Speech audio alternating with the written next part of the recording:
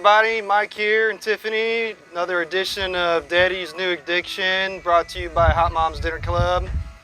We're doing smoked. What are we doing? Smoked chicken quarters. We're doing smoked chicken leg quarters today. We're going to be smoking those with pecan wood chips and hickory chunks. I'm going to go ahead and hand the camera on over to Tiffany so you can see what we got going on here. All right, we got the grill up to about 225 degrees. We got the smoke rolling. We're going to go ahead and get the chicken leg quarters put on.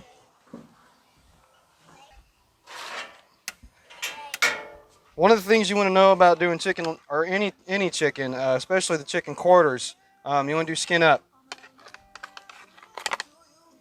You want to place those about as close as to smoke as you possibly can, which is to the right of me. And you want about 1 inch away from each other. We're doing 5 of these today. We got an approximate cook time of 2 hours, but I don't know if you can tell in the shot here, it's pretty windy today. This 2-hour cook may take us 3 hours because I'm dealing with a lot of wind. Eventually do 165 degrees, right? Yes, I'm trying to keep the grill at 225 to 245, and within 2 hours, I'm hoping maybe 3 now with all this wind, with an internal temperature of about 165 degrees. I want to show you guys a little bit of a trick if you have a grill similar to this. Obviously, we have the smokestack right here. I'm keeping that closed. I have enough smoke that's rolling through the different areas of the grill that's coming out, so we're okay with that.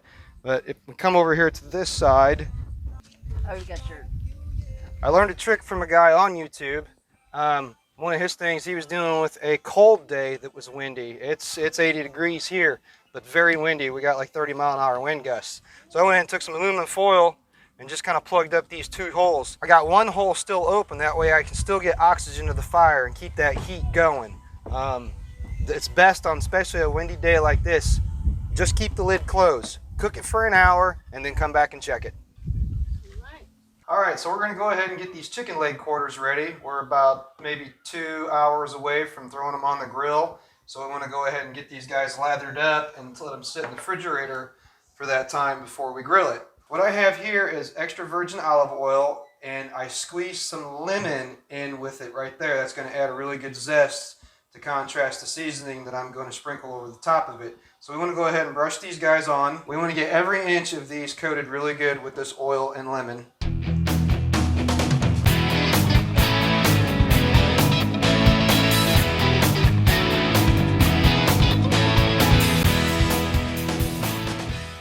Okay, now we want to go ahead and lather these guys up really good with the seasoning. This is a Cajun Creole mix. Not too spicy. Just enough spiciness to go along with the pecan wood chunks.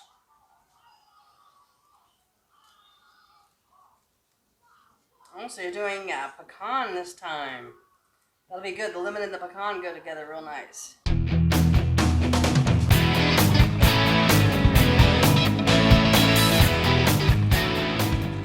You want to pat these into the chicken. Pat your seasoning into it. Because these guys are going to sit in the refrigerator for about 2 hours before we start. All right, we're going to wrap these up in saran wrap and let them sit in the refrigerator for 2 hours, and then we're going to be grilling. So we have our chicken leg quarters already on the grill smoking. I'm going to make some sides to go with that. Simple baked potato, and then I'm going to make a grilled asparagus and grilled fennel salad. First of all, on the baked potatoes, I'm just going to toss them in olive oil with salt and pepper. I'm going to wrap them up in foil, and Mike's going to cook them out on the smoker. Next, I'm going to make a grilled asparagus and grilled fennel salad. I'm going to make a white balsamic reduction with a little bit of orange flavor, orange zest and juice in that. I'm going to marinate the asparagus just the same as the potatoes, just olive oil, salt, and pepper. The fennel, I'm going to add in a little bit of orange, a little bit of the orange zest and a little bit of the orange juice.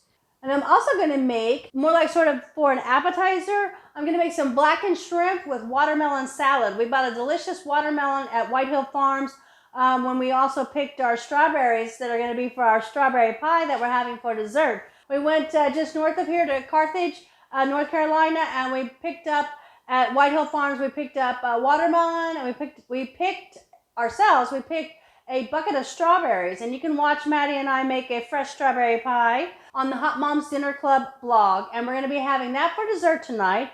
And then because we have that huge watermelon, it was huge, we're going to make blackened shrimp with a watermelon salad. I'm just going to actually dice up the watermelon and season it with lime and cilantro, and serve it with the blackened shrimp on grilled pita bread. I'm going to kind of show you here what fennel looks like. It kind of looks like dill toward the top, and fennel is a bulb. Actually has like a licorice type of flavor, although you're going to lose a lot of that when you grill it. Anise is its actual, terminology type flavor, and you have anise liqueurs, which are the licorice flavored liqueurs.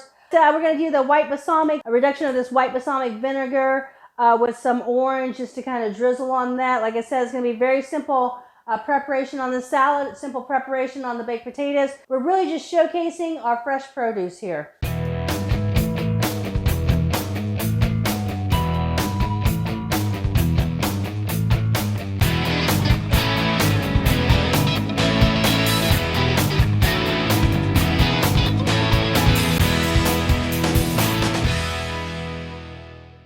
Now I'm going to work on the grilled fennel. So I'm going to show you how to prepare that. You want to keep the core on, kind of like the cabbage that we did. You want to keep the core on. That's what's going to hold it together while it's on the grill. So you probably, when you're eating it, you'll probably eat around that. But you do want to keep it on while you're grilling it. You're going to cut off the top stalks and fronds. The orange and fennel go really well together. And we're kind of going with everything with a little bit of a citrus kind of play on everything. So you want to cut all this off. All this is going to be garbage unless you want to keep it for another purpose. There are ways you can use this, bouillabaisse, dessert poaching liquids. There are things you can do with it, but I am actually not going to do anything with it. And you could save it for your stock, but then you're going to be giving it that licorice type flavor that normally you would think of more for a dessert or something like that. So, like I said, we're going to keep all this on. I washed it really well. I already washed it. I always wash, I wash the potatoes, I wash the asparagus. So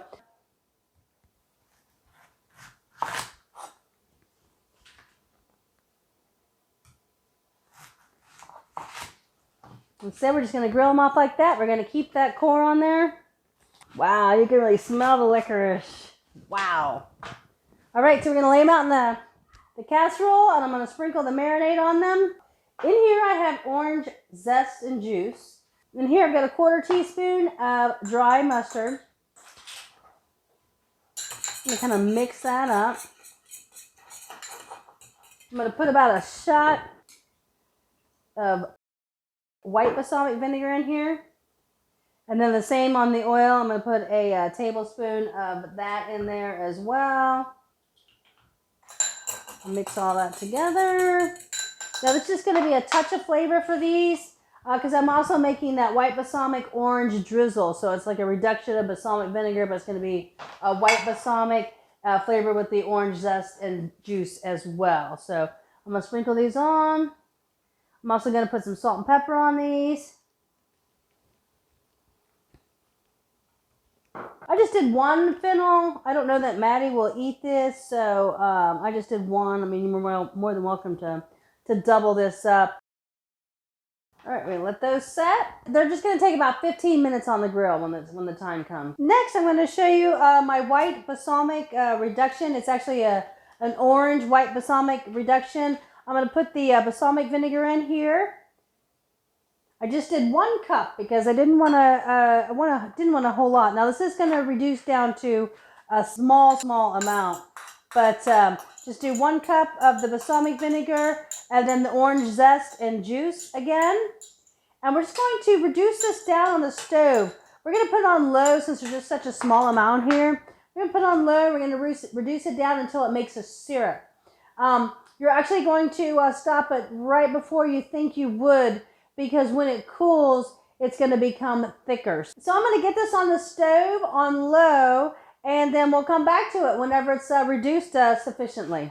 Okay, here we go, guys. We are at hour 2 of the smoke, and just as I predicted, the wind has slowed me down a bit. I do have the temperature back up to a good 275 degrees. I'm trying to catch up. But let's take a look at this meat. Alright.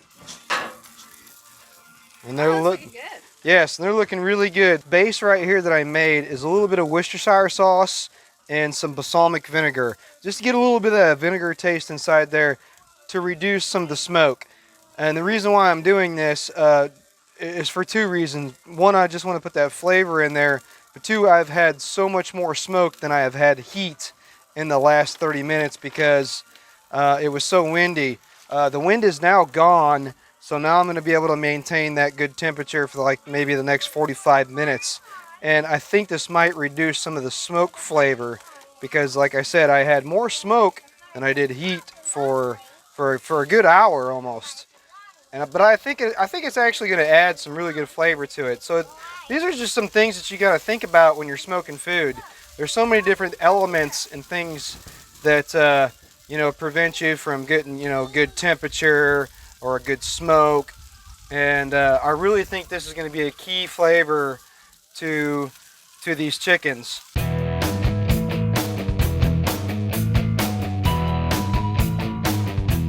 Barbecuing is just all about chemistry. You're trying to maintain a heat, you're trying to maintain a good smoke roll, you want a good flavor, you want a good base, you want your meat to be nice and juicy and tender. You want to enjoy this when you all sit down and start eating the food. Look at how beautiful that chicken looks after 2 hours. I think I'm probably going to go for about maybe another 45 minutes and then we're good to go.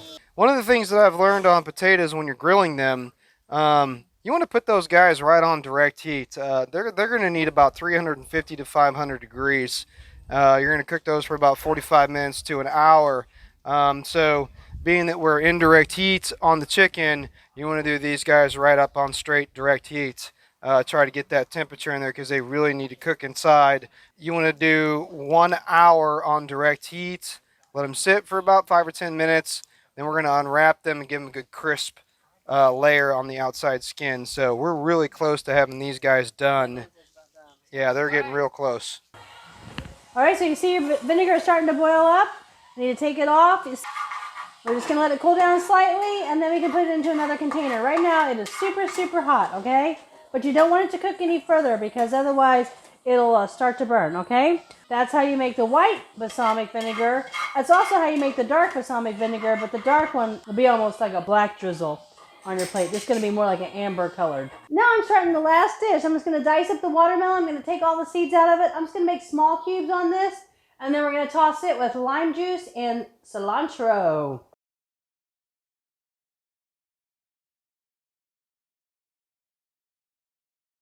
So our last dish is going to kind of be a last minute thing, but we want to make sure we have everything ready to go for it.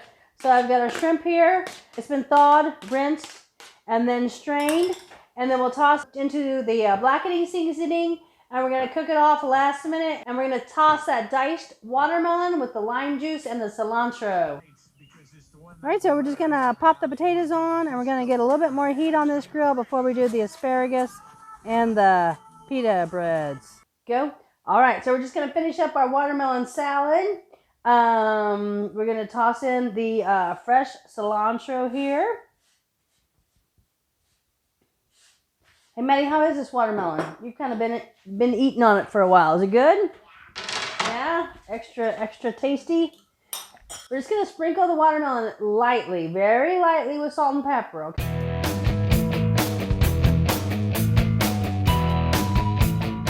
All right, now the asparagus is going on.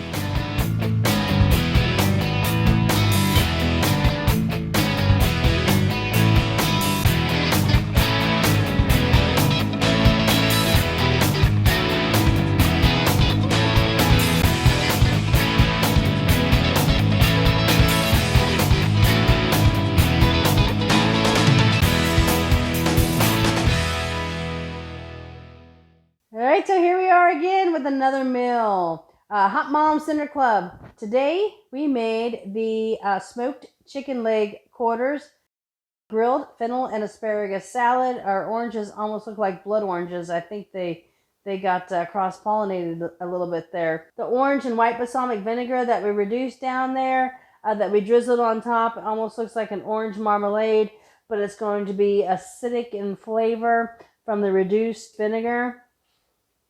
There are the chicken leg quarters there. And we've got our baked potatoes in the back that we cooked on the grill. And then we have our watermelon salad with the lime juice and the cilantro and the blackened shrimp and the pita bread that we whipped up at the end. And of course, Maddie and I's strawberry pie that we've been working on. We went and picked, right? We picked the strawberries at the store. We picked the strawberries at the farm, right? Yeah, and then we brought them home and we made that pie yesterday. We have a lot in it. Yeah. It was a lot and a lot and a lot. A lot of strawberries. And how big was the watermelon that we got? The watermelon was huge, wasn't it? It was so big, yeah. So that's why we had to find all kinds of different ways to use that watermelon. I'm ready to start eating the chicken that Mike prepared. I'm interested in trying the grilled fennel. It's been years since I've had grilled fennel. And of course, I can't wait to get into that strawberry pie. All right, so I think it's time for us all to eat. What do you guys think? Looks Yeah? good. We're ready to dig in? Yeah. Ready to dig in? What do we say? 1, 2, 3. Come on, Santa Claus. Woo! Good night.